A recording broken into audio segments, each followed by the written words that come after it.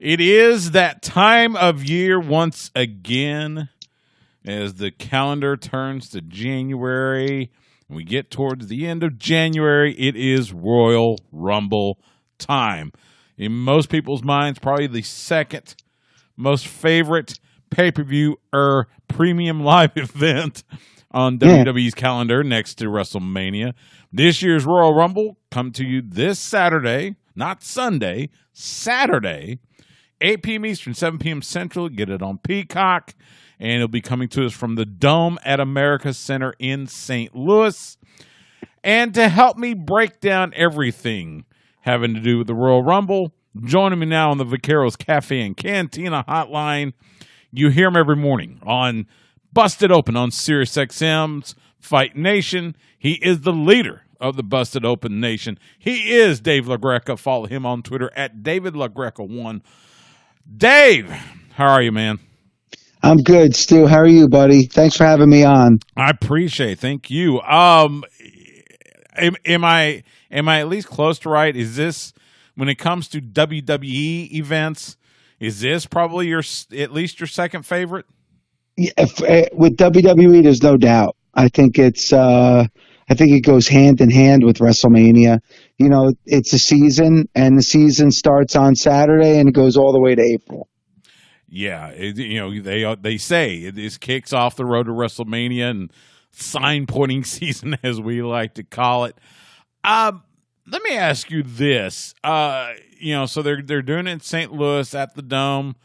It used to be the home of the then known as the St. Louis Rams, now the L.A. Rams.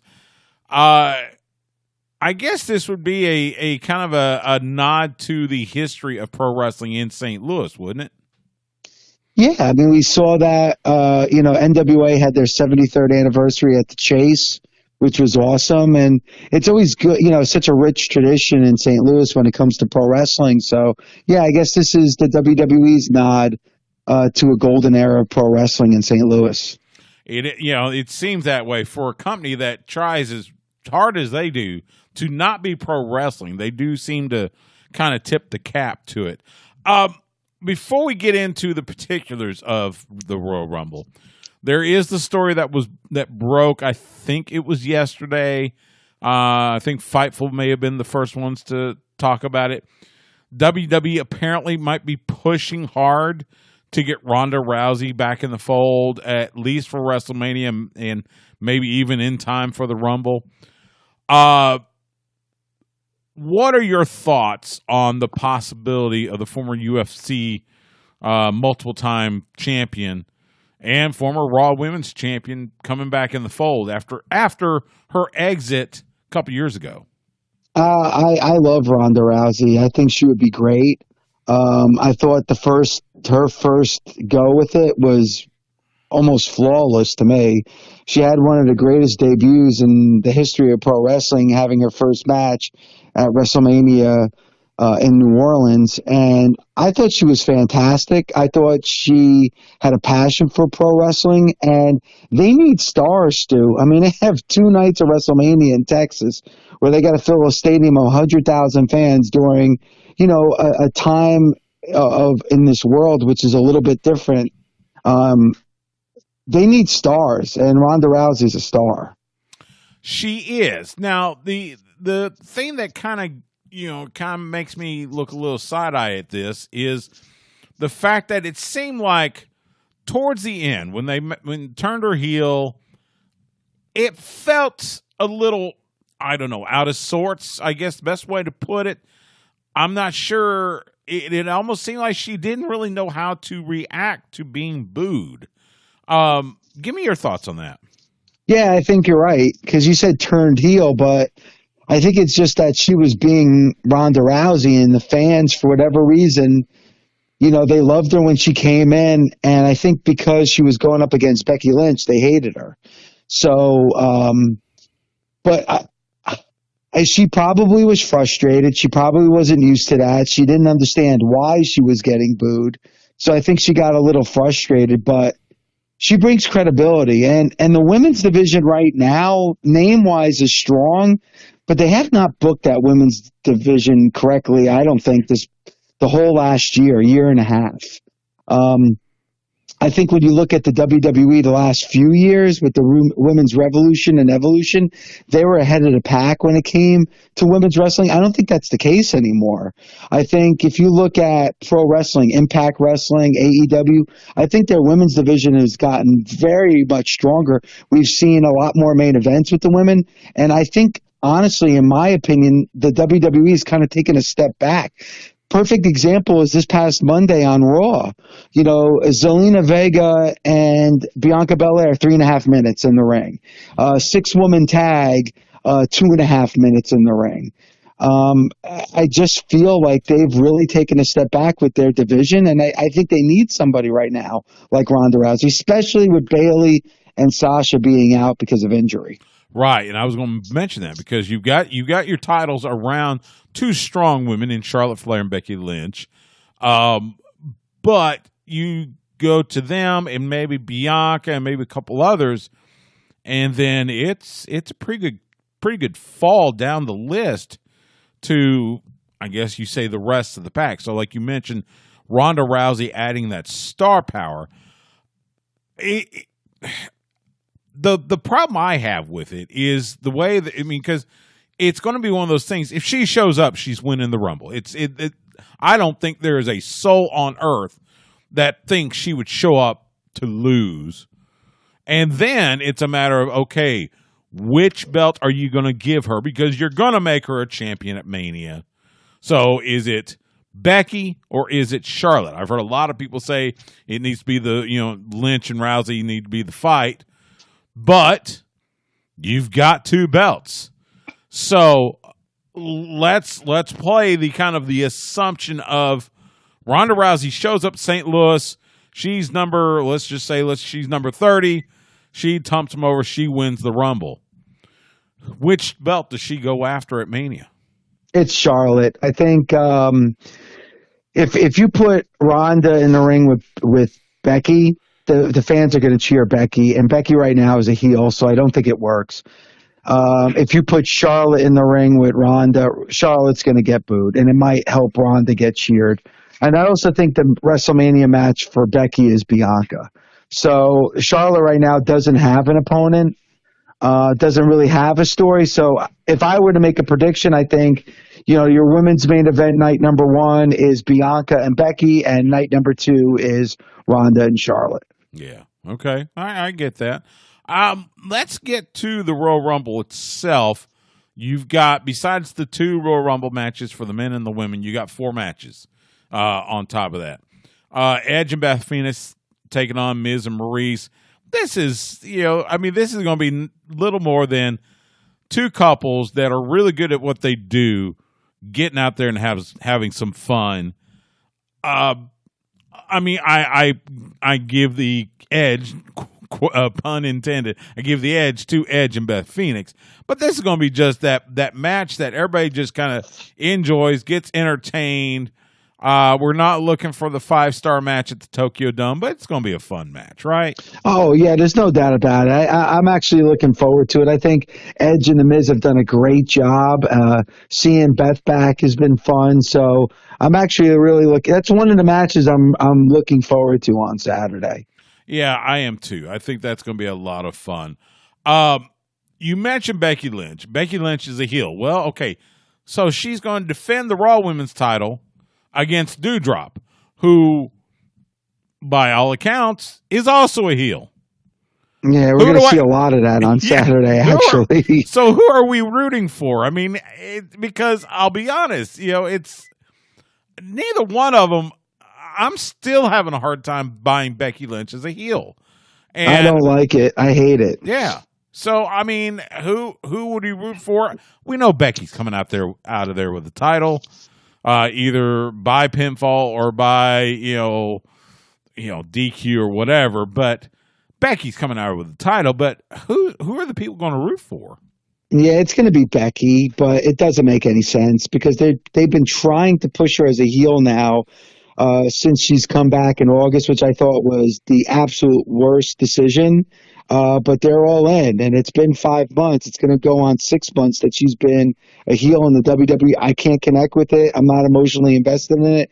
And obviously, you're putting her in a ring with Doudrop, who's a heel. I just don't understand what kind of direction that they're going in. It really makes no sense to me. It really doesn't. I agree. And you got, the roster is, the roster is the roster, but you couldn't find a babyface to sacrifice this time, and Becky still comes out with the belt, and you're going to accomplish the same thing. Why Doudrop? I actually think this goes back to day one and the match with Liv Morgan and Becky. I really think the end of that match, I hate to use the word botch, but I think that something happened at the end of that match. I really think that Becky was supposed to win again with foot on the rope. If you go back and watch the end of that match, it looks like Becky is reaching for the rope. To actually use that to an advantage, where she could get the cheap win, which would continue the story with Liv Morgan. And it didn't happen, and she got the clean victory over Liv. So that story kind of died out, and I think they needed something to just fill time to the Rumble, and that's why they're throwing in Doudrop. Yeah. But I really do think that something happened at the end of the match that wasn't supposed to happen, and that Liv Morgan Becky story was supposed to continue all the way to the Rumble. And that's the thing, because even if Becky had been able to reach the rope, I'm not sure that story had legs. It was drying up at day one. And then, like you mentioned, Becky can't reach the rope, so she ends up pinning her clean. And I think that one was pretty much done. And I'm not, I'll be honest, I wasn't crazy about Liv Morgan's promos leading up to it, because, I don't know, it just felt a little like, I'm going to keep trying, and I was almost there, and almost, and in a week or two of that is fine, but just felt like for 2 months, that's all we heard was Liv Morgan's going to try to win the belt, and didn't. Well, I got to be honest with you, Stu, and hopefully things will change on Saturday leading to WrestleMania. In the world of the WWE right now, I'm not emotionally invested in anything that's going on. I'm there with you. I know that sounds harsh, and I'm hoping things change on Saturday, but I can honestly say that I have no emotional attachment to any story that's going on in the WWE right now. I'm not really into Seth Rollins and Roman. I think they've done a terrible job with Lashley and Brock Lesnar. Probably the best thing that's going on that really has got me entertained for sure is Alpha Academy and RK Bro. Outside of that, I'm really not invested in anything that's going on with the WWE right now. But I do think that's going to change come Saturday. I tell you what, this Monday, man, I did not know I would miss football that much on a Monday night, because sitting through that 3 hours of Raw, it wasn't bad. It was just there. It wasn't even like a proper build to. It was just the placeholder, because everybody knew what was going on, and they went through the same tropes they do year after year after year leading up to the Rumble. So it's kind of like, I'm flipping channels, finding other stuff to check on. I'll flip back to Raw every now and again. But let me ask you this. You mentioned the 2 title matches. Brock Lesnar, Bobby Lashley for the WWE Championship. Roman Reigns, Seth Rollins for the Universal Championship. One of those 2 titles is changing hands. Which one? It's Brock and Lashley. Lashley's. If I had to put money down, and I'm not a betting man because I hate losing money, I would bet that Lashley's beating Brock on Saturday and becoming WWE champion. Now, does that happen because Heyman screws Brock Lesnar? It's gonna.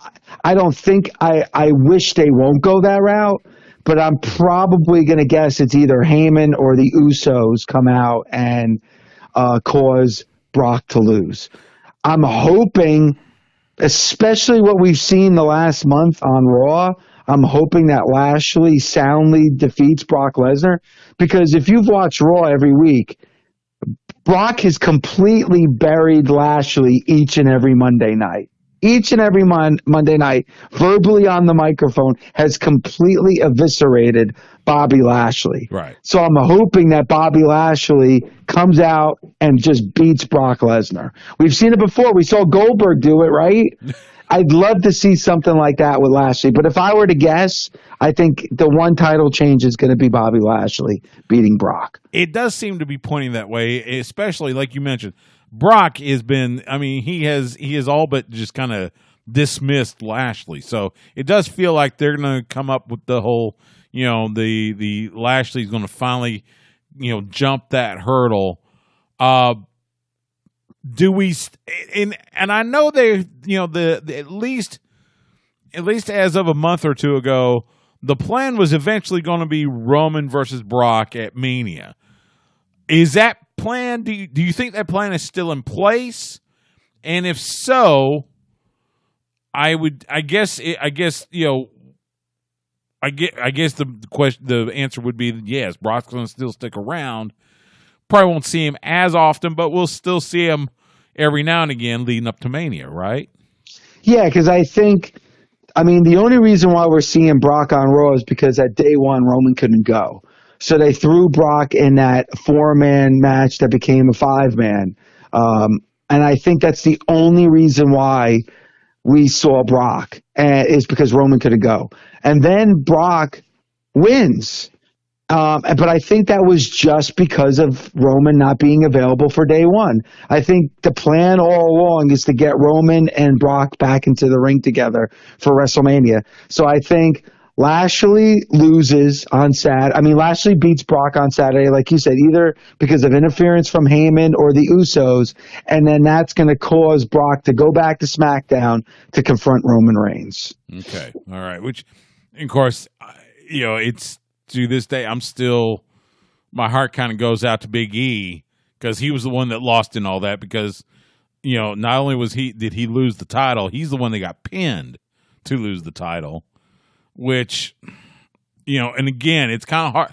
It's one more reason to not get, emotionally invested in WWE programming, because it just seems like they I don't know, it's they're champions, it's kind of that whole, wins and losses don't matter, which, for example, we give you Doudrop, who has lost a bunch of times and is about to vie for the Raw Women's title. No, wins and losses don't matter. And I really felt bad for Big E because they never really showcased him as a champion. You can't tell me that they put him in the same spotlight as a Roman Reigns or a Brock Lesnar. They didn't do that for Big E. And I just think Big E is back to where he was before this whole singles run, where it's just going to be back to the New Day. I could be wrong, but that's the way it seems right now. Let me ask you this. So let's get to the Rumble matches, women's and men's. I think a lot of people are thinking it is going to be Big E and Bianca Belair. What say you? Wow, it's a great question. For the women's, now that there's these rumors about Ronda, I'm thinking Ronda. But before those rumors, it was Bianca Belair. With the men's Royal Rumble match, I think it all depends on what takes place on Saturday. With that title match between Lashley and Brock. Mm-hmm. If Lashley goes out there and definitively beats Brock Lesnar, I think Brock enters into the Rumble match and wins. If it's interference by the Usos or Heyman, then he's just going to appear on SmackDown.